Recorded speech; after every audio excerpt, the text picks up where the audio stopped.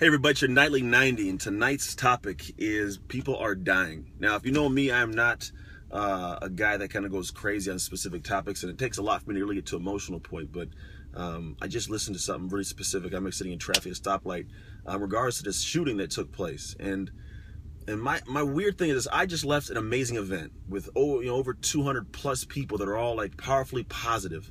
And then I go into this world that I live in, the same one that you live in. Like I'm sitting in this car right now and I'm watching, there are thousands of people that pass me as I drive home. Like that is the world. And we all sit here and talk about these things that happen outside of our capacity of ourselves, like happen in the world. We say the world like it's some distant thing, but reality is the world is every single car passing by me. It's the person sitting next to me right now watching me film my car. It's the person you interact with at the bank. And the reality is all these people that do heinous things, they interact with us.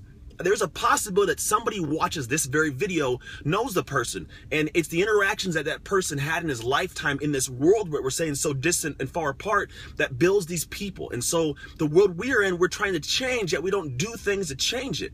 Like for me, my very distinct reason for doing what I do from this point forward is I want to change every single individual person as best I can for the positive, because that affects the world. It affects someone that may in turn teach my children something. It affects people that will in turn at some point in day raise my kids like when I'm not there. And so the world that we put off and say is so very distant is not distant. This world is literally the people that you meet every single day. So I just really, in my mind, is like, stop what you're doing and take one small, simple look at your interactions in this world, because the only thing that you can do to change the world really is change you.